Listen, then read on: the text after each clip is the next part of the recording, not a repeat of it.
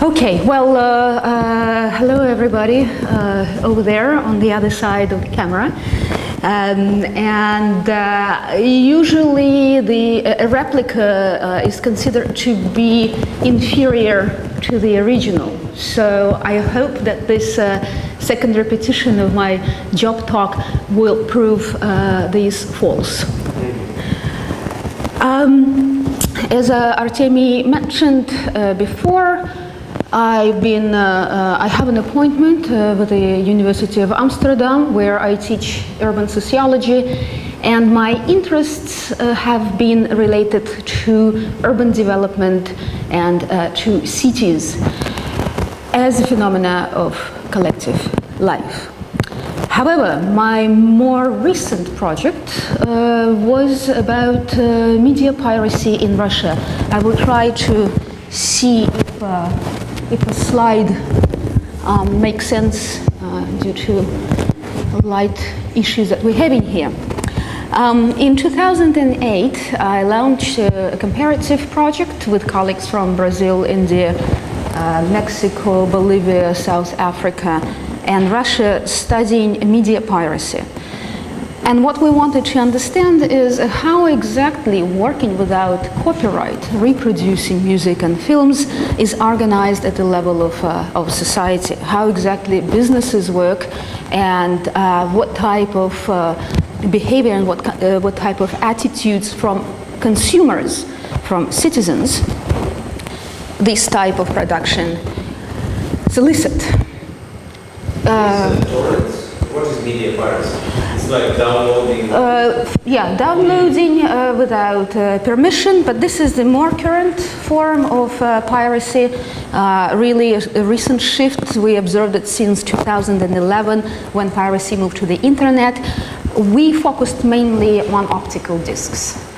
Because that was predominantly what people were doing, creating CDs and DVDs without a license to replicate.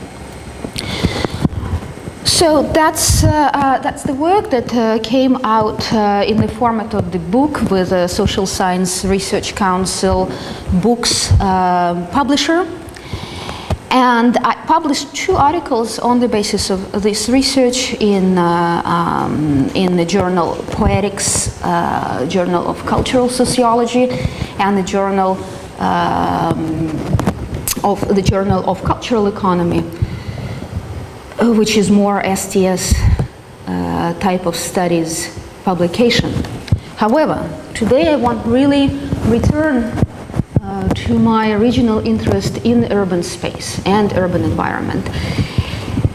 In my dissertation, which I wrote on the material from Kaliningrad, looking at how German Königsberg was transformed in the course of repopulation after 1945, and how exactly it transitioned from being a German city into being a Soviet city. So the issues that I touched there were the issues of migration, because practically entire Russian-speaking population was forcefully or semi-forcefully moved to that region between 1945 and 1953. So this is really a case of migration. On the other hand, I was very interested in the issue of how the state executes such a massive transformation of urban space. To what extent the state and state institutions are successful, or where they fail when they try to do so. And I discovered that the urban space, the materiality of the city itself, had a very significant impact on the ways in which Russians thought about this process of territorial annexation, and many of them did not purchase the wholesale ideology of the Soviet government regarding the territorial incorporation. So from this research came actually 3 book chapters, and I cite here only one, and 2 articles in leading peer review journals. So coming to European University, I want to go back to this, my original interest in the issues of urban development. Except now it is, of course, the year 2013, and new realities and new forces and new types of actors matter in the ways in which St. Petersburg develops, or the ways in which Russian city develops. And I've had a number of discussions with my Russian colleagues saying that the international urban sociology have no place for Eastern European and Russian cities. The current urban theory does not want to do with Eastern European experience, primarily because it does not fall into this binary, this category of the North and the South. And so one goal that I would pursue here at the European University is exactly bringing out the material from St. Petersburg and other Russian cities, contemporary situations, to the international attention to urban planners and urban sociologists through research, organizing joint research projects, but also through publications. So positioning the Russian experience, urban experience, so bringing out the Russian post-Soviet experience, urban experience, and building urban theory on the basis of this very specific material. The second task and the second idea that I would like to pursue is actually bringing the international experience of urban development back to Russia and trying to look at the situation of borrowing, because expert knowledge, various conferences of knowledge exportation, best practices exportation is something that not only Russian developers and Russian city administrators are interested in, but all developing cities share the same interest. And here I believe we see a lot of structural similarity between what was happening in a number of Western cities in the 1970s, agglomeration, for example, transportation development, transportation networks, the emergence of new ideas about alternative transport systems, and so on and so forth. And exactly these issues, these questions are being raised in the Russian context today. So rather than making some mistakes or reinventing the wheel, as they say, we can actually learn from the existing models using the experts, Western experts and Russian experts, and bringing that together on the issues of urban development. So that's why I believe someone from abroad, but with knowledge and understanding of the Russian context of urban development, is strategically interesting position. I would like to translate this interest into a research project, and maybe, I don't know, Artemy, what you think, maybe this is the time to talk more about bicycles and my specific research interests that I develop now. The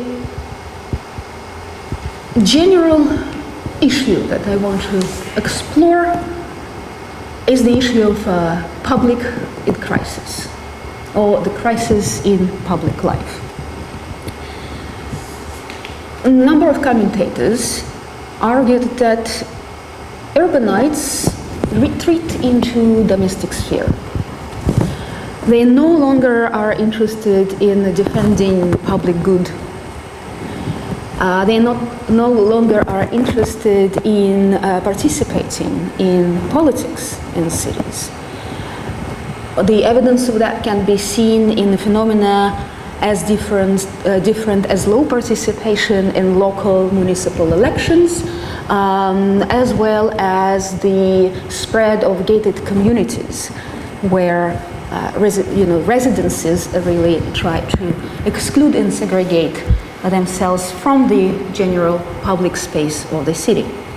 So this crisis of public life, or this perpetuated crisis of public life, is something that interests me very much. Can I jump in, since we have these experimental formats? So I'll be more pushy than during the job talk. But this public and crisis, does this refer to the post-socialist city?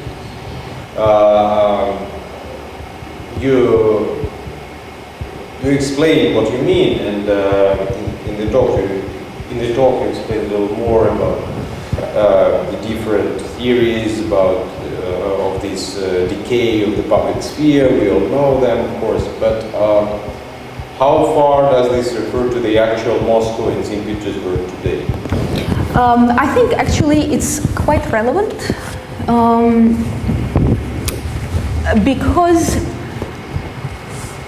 much of the explanation of this crisis is rooted in a specific culture of modernity and specific form of capitalism, consumer capitalism, right?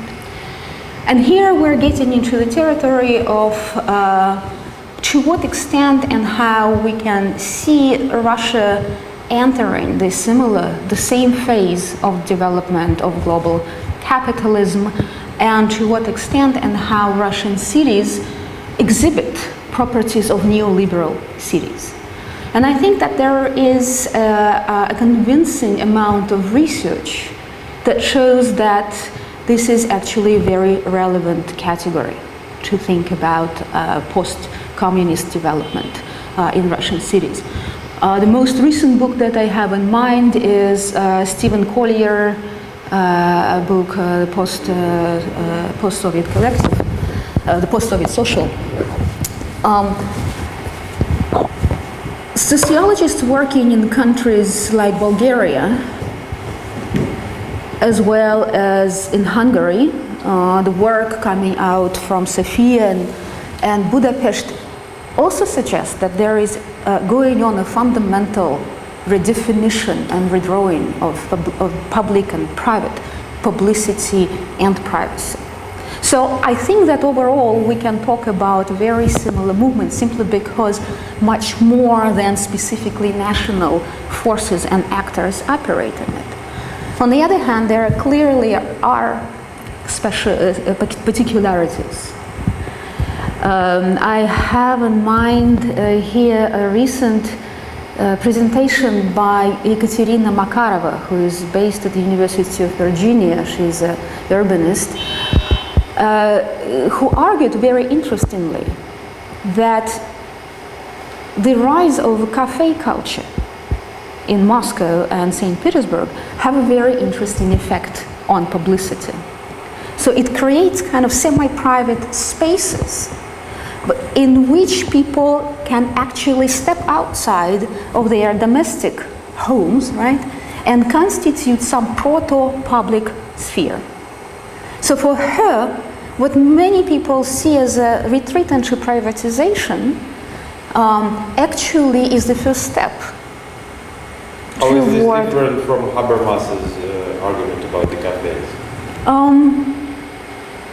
It's a good question. I don't think that it is very different, because I think she assigns a very similar function to the cafe as a location for public sphere. So it is definitely Habermasian move, but this is an attempt to defend post-communist privacy as precisely a necessary condition for the emergence of bourgeois publicity and the formation of public sphere. So we cannot step from the socialist type community, communality, publicness directly into post-socialist, neoliberal or liberal or whatever word we want to call it. It's much more about building the subject itself first, right? Educating the individual as a rational autonomous subject, and then further development becomes possible. So I think that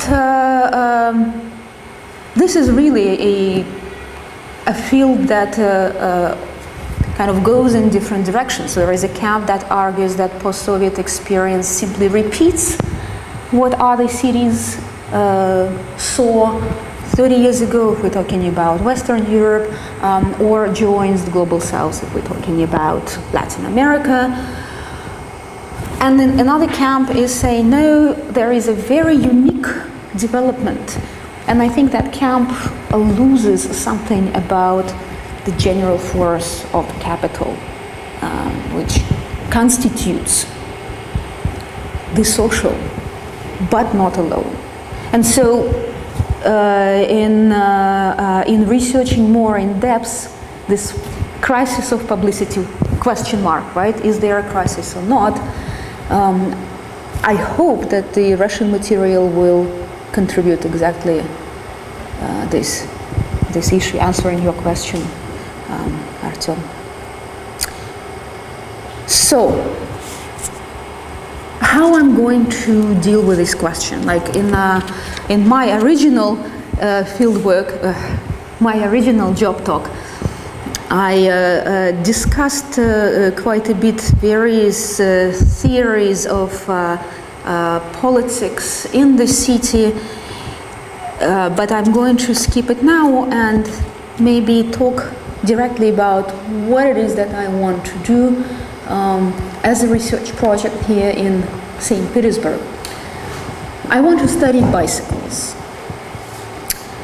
I want to study bicycles as apparatuses, as cycling apparatuses, or let's put it differently, as assemblages. Systems that incorporate entities that are very different in their nature. They, of course, have a physical object, a technology, a bicycle itself. They obviously include human body, but they also include rules and regulations, traffic regulations. They obviously include institutions, the departments of transportation, municipalities themselves, research organizations that provide knowledge, collect data, develop design. Related to that, they incorporate expert groups. And very importantly, for me, cycling engenders an enormous amount of public participation. There are social movements organized around introduction of bicycles into cities, ranging from alternative transportation movement in New York to critical mass movement, which is now a global movement. I hear that they took on recently streets of Budapest and were here in St. Petersburg as well. So I think that the bicycle is very interesting to study as a technology that animates, activates a lot of political action. And so it's a methodological move to look at bicycles rather than a substantive claim. Right? In this respect, my study, of course, will be contribution to the studies of cycling, sustainability, alternative mobility, and so on and so forth. But really what I want to get at is the public sphere, its possibilities or impossibilities in the current neoliberal post-political city. The project is comparative. I plan to work in St. Petersburg because I heard that the previous mayor promised bike lanes everywhere in the city by the end of her term, but that did not happen. But it's a very interesting political move for whom these bike lanes were actually promised, to whom this appeal was addressed. I want to include in my study London, because just 2 years ago, Boris Johnson, the current mayor of London, won very much with the support of the Cyclists Union of London, promoting actively cycling in the city. It's interesting that he claimed, "Love London, go Dutch."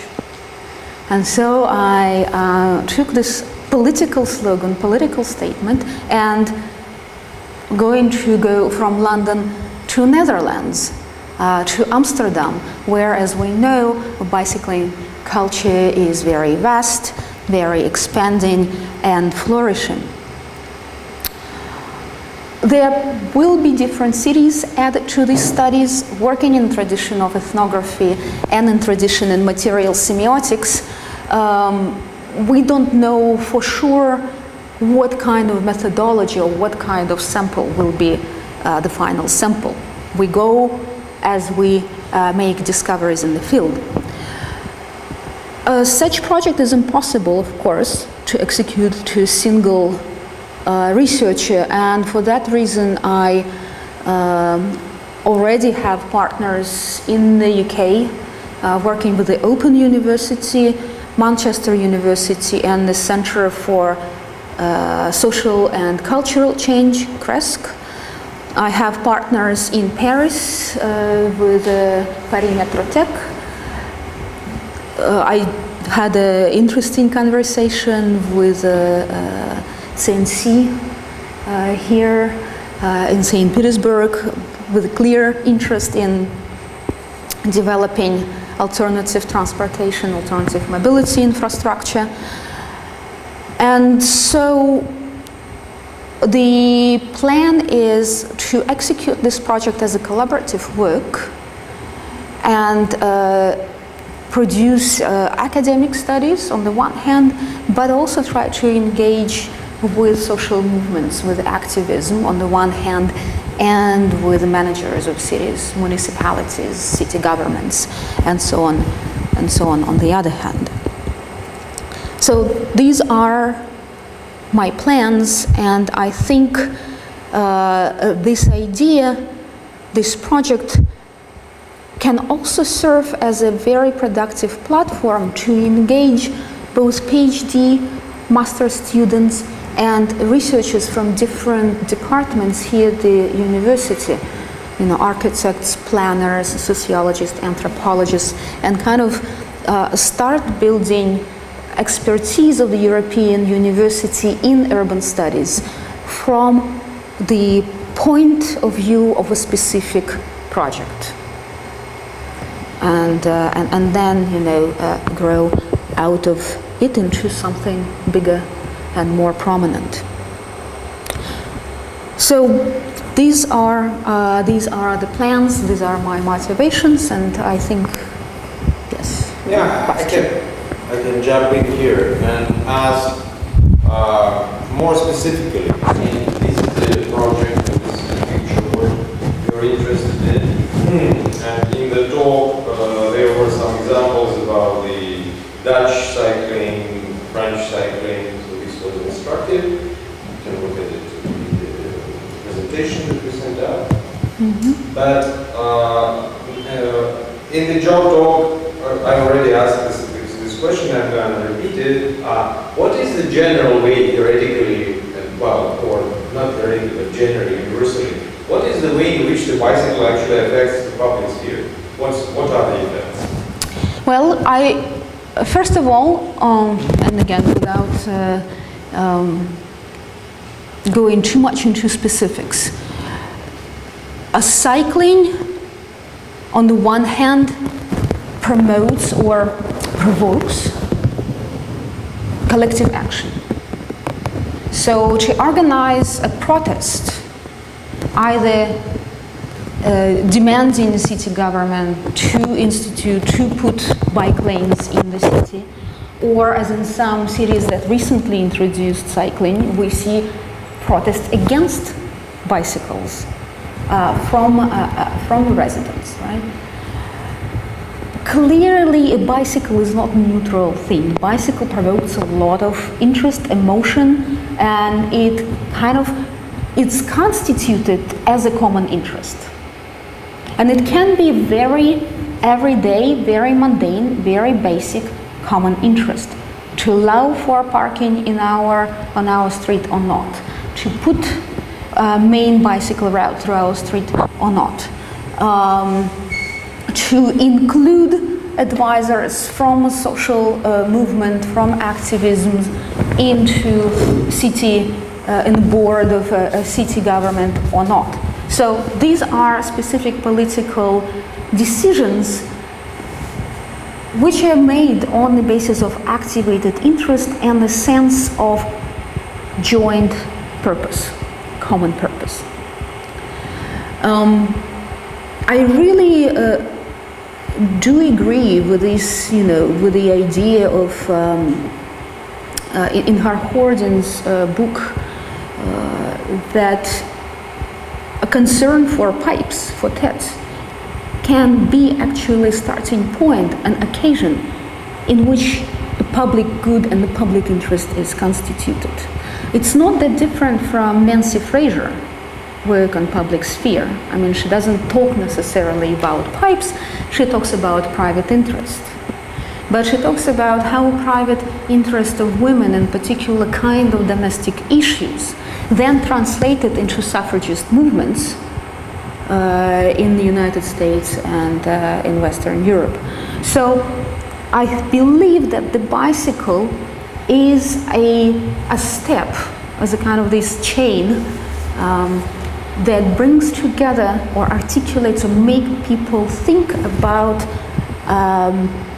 something bigger than themselves and the next door neighbor. But it begins there. Another hypothesis that I have is that the publicity, the public sphere, is not only rooted in in rationality. It's not simply and just reflexive matter. And this is what Norcia Mares is writing a lot about when she's thinking about, she's a researcher in England and Goldsmith. She's thinking a lot about how the experience of the body articulates different nodes of concern. How it problematizes eating, and then eating problematizes ecological food, and ecological food problematizes farmer culture, and then you just one step away from anti-agrobusiness, anti-Monsanto collective action. And bicycles, as this technology that involves the body a lot, because you need to know how to cycle, right? And you need to communicate your intention as you cycle to others. It disciplines your body on the one hand, but not necessarily in Foucauldian sense. I see it more as Richard Sennett writes in the Craftsman book. It gives you tacit knowledge, it gives you skill, right? It transforms your ability to be in the world to something else, something different. And so bicycling constitutes particular subjectivity through the physicality, through the body, through the orientation in space, through the ability to register what's going on behind you, what's going in front of you, and your ability to negotiate with the driver in the car, in the road. Because actually the solution to cycling, I think, lies less in building separate lanes and more in creating forums in which car drivers, cyclists and pedestrians can come together and reach some mutual consensus. The situation in which they can learn to share the road rather than being put by some sort of authoritative will. You go in this well-regulated lane and you just stay on this road and follow the rules.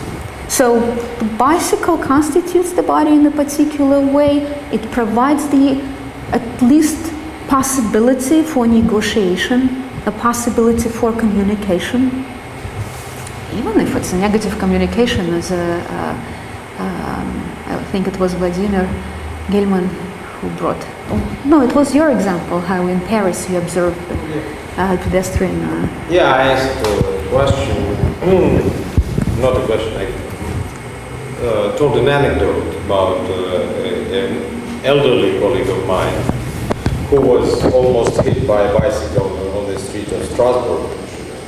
Then this elderly gentleman hit the cyclist with his bike because obviously he was pissed with the whole idea of these bicycles going in the pedestrian area and going quickly. So obviously this generates a conflict. So this was my counter argument to this idea that bicycles are good for public sphere. Yeah. And my counter argument was that actually conflict is very important for public sphere as a stage in which people are represented, opinions are put on the table, and the tensions are resolved.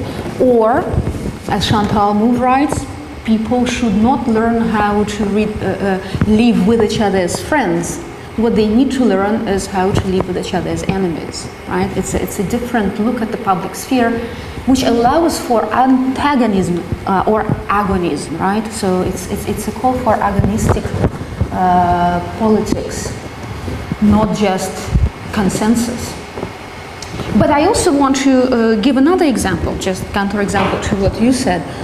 With my students at the University of Amsterdam, we organized a breaching experiment in tradition of ethnomethodologists, where we would walk on the bike path with a bicycle on the side, but pretty much centrally, so that bicyclists would have to either get off bikes and go around us or slow down.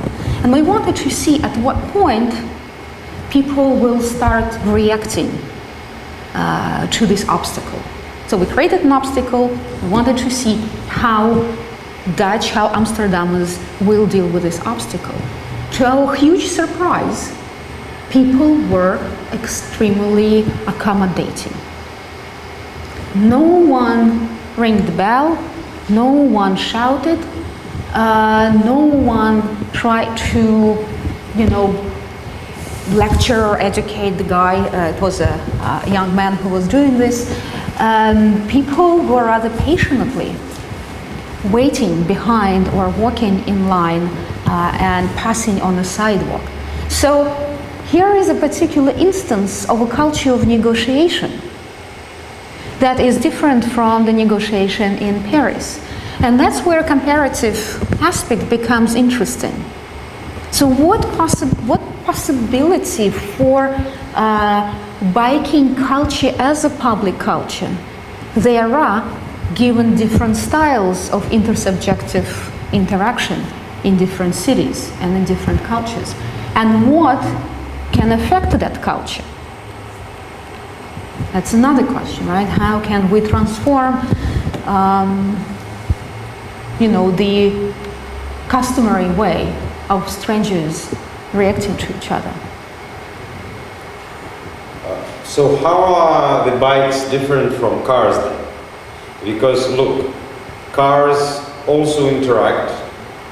There is a lot of, small conflicts on the street, and one passes another, and they nearly hit each other, and they use their horns. Mm-hmm. It's also a pretty agonistic experience, sometimes pretty violent. And also, of course, cars are material. Mm-hmm. So they are here, and you can look at them. What are the examples of publicity you brought? Well, there are the clubs of автолюбители. Right, there are social. The motorists actually, organized. In Russia, they are stronger than the movements of cyclists. Mm-hmm. There is the social movements, I use автолюбители, and it has political standpoints, because mm-hmm. There is a conflictual issue of the government officials going through the streets with their siren turned on, and so they pass without any line, pass through the traffic, and it creates a lot of tension. So again, just responding to your talk, I mean, this would be a counter argument that what you say is good, but it is not specific enough. It could be true for cars too. Okay, so yes, I consider it cars as well, and cars. Okay, this is the most direct answer, and then I will say more. Cars are not an object of progressive public policy to the extent to which bicycles are. No city in Europe today or in North America and now increasingly in other regions want to promote cars as their main mode of transportation. Quite the opposite, right? So the crisis of mobility in cities is associated with cars. Environmental crisis is associated with cars. Sustainability is not associated with cars, but with bicycles. And so for me, the bicycle is this object that drives progressive politics and policies, but I also want to know to what extent this is progressive, unequivocally so, or there are some of its caveats. So culture and bikes stand in different positions toward what constitutes the public good today. Bike is good for the public, car is bad, right? This is the most standard accepted position that drives political decision making as much as activism. So that's why I want to focus on bicycles. That does not exclude cars. In fact, car as a network or assemblage and bicycles do overlap. And what will be interesting for me to understand is if I claim that bicycles constitute their own sociability, then a research question can be posed: what other kinds of sociability they are replacing, or they displacing, or they are in conflict with? And so cars, of course, have their own sociability. It will be interesting to see how that sociability correlates or does not with that of the bicycle. Public transportation is another important issue for me, because the bicycle supposed to displace or replace the car from the city space. Not only the car from the city space, but buses, trams, right? How would these compare? Public transportation, obviously, it's called public, so it creates some sort of public. Obviously, puts diverse people together, pushes them to at least sit next to each other, maybe not speak, but while bicycles, again, like cars, seem to be a pretty individualistic form of transportation. So even more than the cars, in a car you actually can drive 4 people, but not on the bike. On the bike you can drive maybe one person at your rear, but it's difficult to do for a long time. So it's really the most individualistic you can imagine. So how would this interact with its public potential? Yeah, and if you look at carpooling in particular, carpooling, when cities encourage drivers to give ride to other people, like neighbors or strangers, so that there are less cars on the road and people use one car. Yes, you can say that there are actually elements of publicity in cars which we don't find in bicycles. It's absolutely true, and this is why a bicycle, epistemologically speaking and methodologically speaking, is more interesting than the car, because it is praised for being flexible, individualizing, giving freedom. So it seemed to be very strongly oriented toward the individual. So it is individualizing, right? But at the same time, it is also positioned as contributing to public good. So it has this ambiguity, that has its duality. And maybe it's useful to think about the concept of co-articulation, how one and the same technology appears with different meaning and different form of politicizing in different networks. And that's something that is very convenient to do about the bicycle. That it's on the margin. It's constantly going on the side of publicity, on the side of individual. It satisfies a whole range of needs, of which we not really think systematically and have very little understanding of what exactly is bicycle and how it works. So I'm not saying that this is the only possible entry point into publicity and public sphere. I'm only saying that it's very convenient. It's a very convenient entry point at this particular moment, given its political prominence, given how it's co-articulated as public good, as administrative resource, as individualizing an object of freedom, at the same time the future of sustainable urbanity. I'm wondering if all the cities could be put in the list of, the cities you consider, because if you think about Moscow, I guess there was no collectives. I mean, people do their police collection because the Moscow is totally inappropriate for using bike. But it's not about interaction, it's something different. And if we can consider Moscow like a subject for your research in this sense.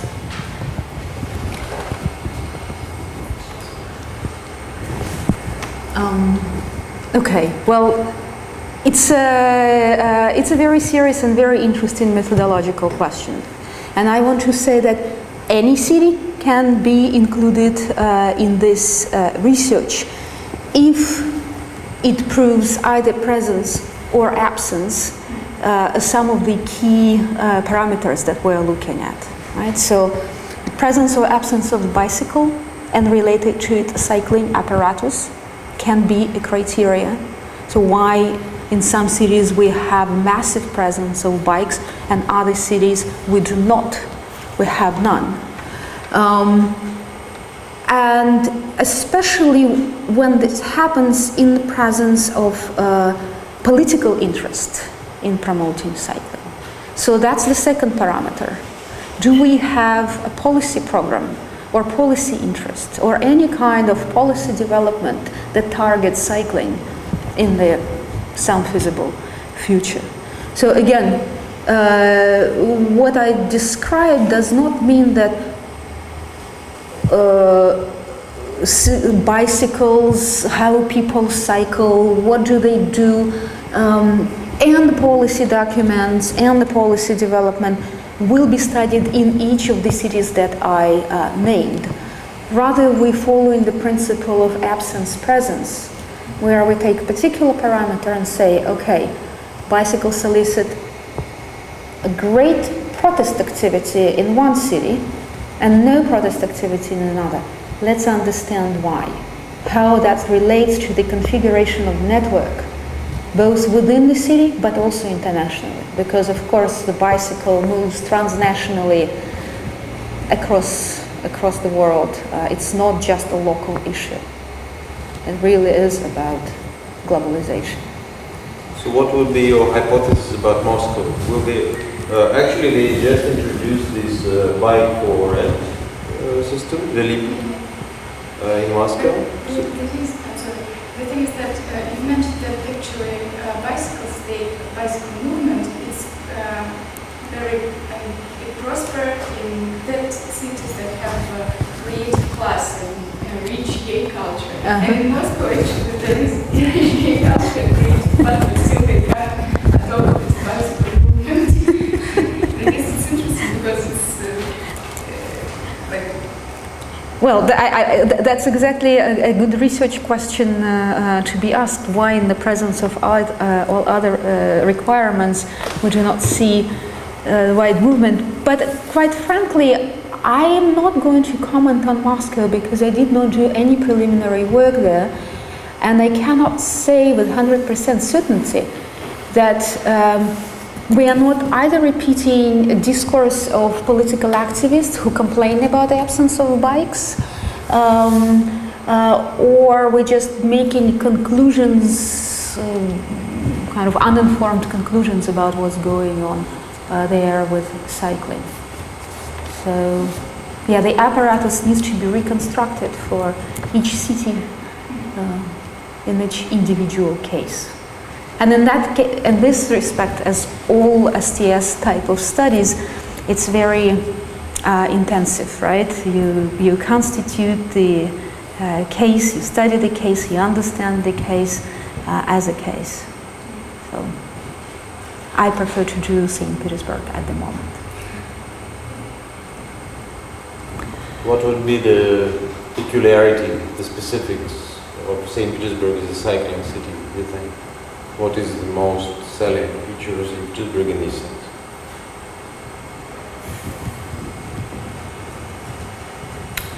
No other city allows cyclists to stay on the sidewalk. Mm-hmm. And St. Petersburg, that's where people go, on the sidewalk.